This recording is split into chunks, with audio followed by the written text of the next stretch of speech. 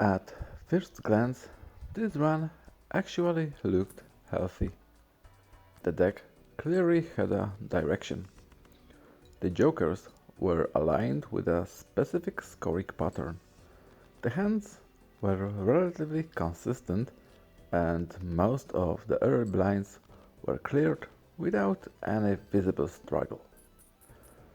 From the player's perspective, this is exactly what a good run is supposed to look like. The system makes sense, the numbers are working, and the deck is no longer improvising. It knows what it's trying to do.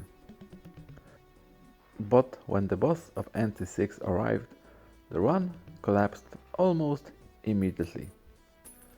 And the strange thing about this kind of collapse is that it rarely feels deserved. When a run dies like this, the first instinct is usually to blame the boss, or the draw, or simply bad luck. After all, the deck had identity. It wasn't random anymore. It wasn't a chaotic pile of cards hoping to survive the next blind. The strategy was visible. The real problem was something else entirely. This build had identity, but it had no margin. And in Balatro, identity without margin is one of the most fragile states a run can enter. Because the moment the system pushes back even slightly harder, everything that looked stable suddenly becomes insufficient. When players talk about building strong runs in Balatro, the conversation almost always revolves around identity. People talk about committing to a flash build, or a straight engine, or some kind of multiplier synergy. And that focus is understandable, because identity is the moment when a runner stops drifting and starts becoming intentional. Without identity, a deck has no structure. It buys random value, reacts to the shop instead of shaping it, and eventually collapses because nothing inside the system supports anything else. But identity alone does not make a run powerful. What identity really does is give the run a direction. It answers the question of what the deck is trying to do. What it does not answer is whether that direction will actually be strong enough to survive the accelerating difficulty of the game. That second question is where margin comes in.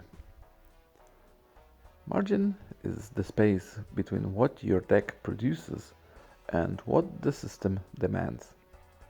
It is the difference between barely clearing a blind and comfortably overpowering it. And that difference might seem small in the early game. But as the antes progress and the required scores begin to escalate, that small difference becomes the line between stability and collapse.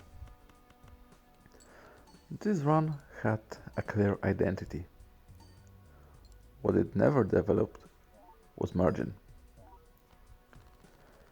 In the early stages of the run, everything looked reasonable. The deck had already begun to learn towards a specific scoring pattern, and the jokers supported that direction well enough to produce consistent results. Hands were clearing blinds, sometimes comfortably, sometimes just enough, but always successfully. And that success is exactly what makes this mistake so difficult to recognize in real time. When a blind is cleared, the system rewards the player with confirmation. The deck worked. The structure was correct. The decision appears justified. And once that feedback loop begins, it becomes very easy to assume that the run is healthy. But the early game in Balatro is not particularly demanding. The blinds grow gradually, and the system gives players a window where almost any coherent build can survive. During this phase, a deck that produces just enough output will appear perfectly functional. The problem is that surviving early blinds does not necessarily mean the deck is strong. It simply means the system has not started asking difficult questions yet. The weakness in this run was not immediately visible because the deck was technically succeeding. Every blind was cleared. The run progressed through the antes. The structure of the build was coherent. But when you look closely at the numbers the deck was producing, a different pattern emerges. The output of the deck was consistently close to the required score. No dramatically higher, not overwhelmingly dominant, just enough to win. That might sound acceptable, but mathematically it is an extremely fragile position. When a deck operates this close to the minimum requirement, even a small disruption can cause the system to fail. A slightly weaker hand, a less favorable draw, a blind that demands just a little more. Without margin, every one of those variables becomes dangerous. And the further the run progresses, the more frequently those disruptions appear.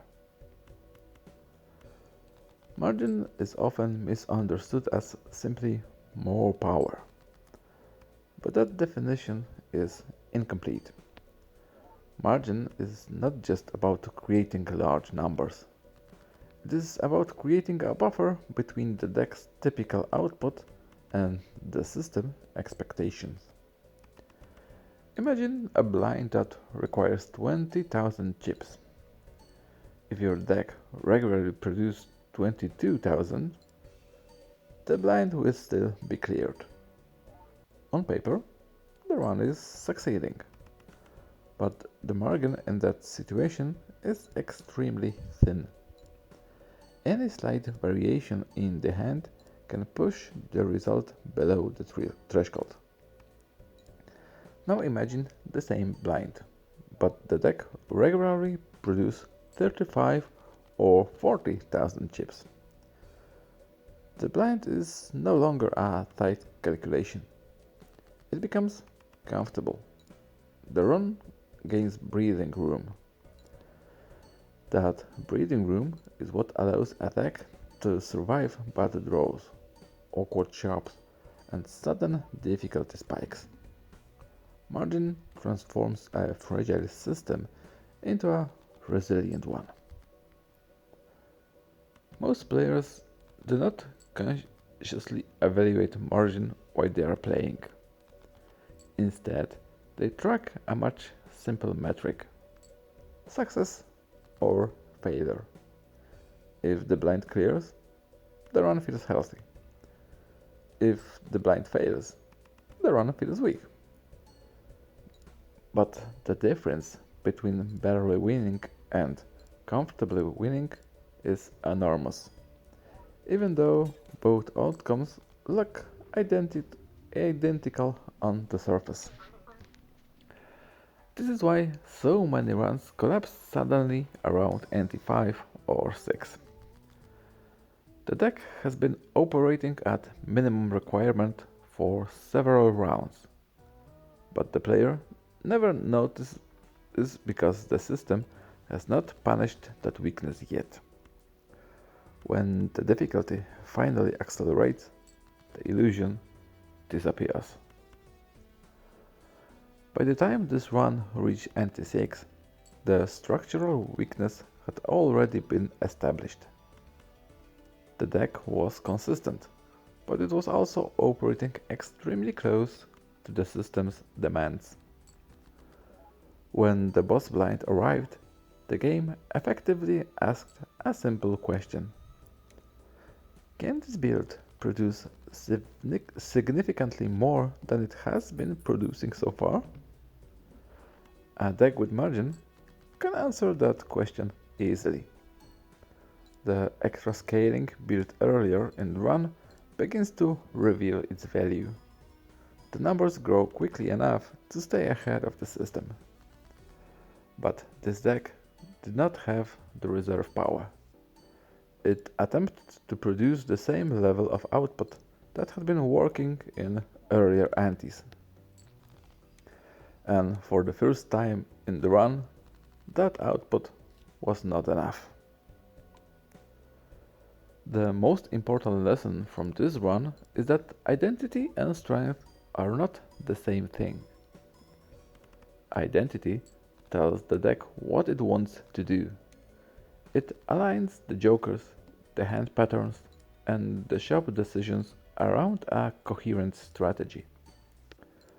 But strength comes from how far that strategy is pushed.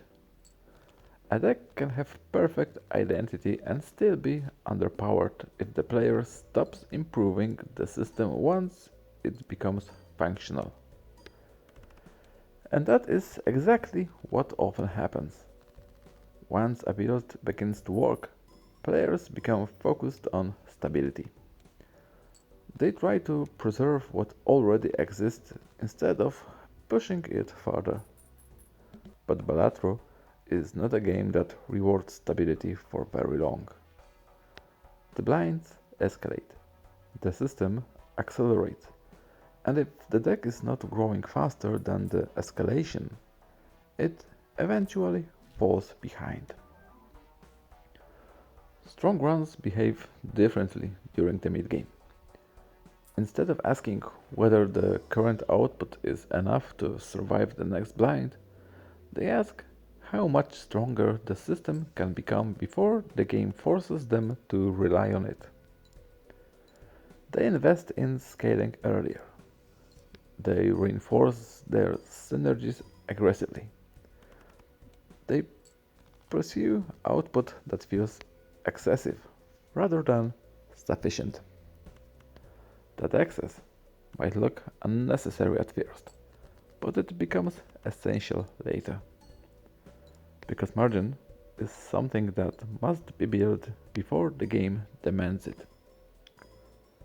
Once the system begins to accelerate, the window for building margin is already closing. This run did not collapse because the deck lacked direction. The identity was there, and for several antes it functioned exactly as intended.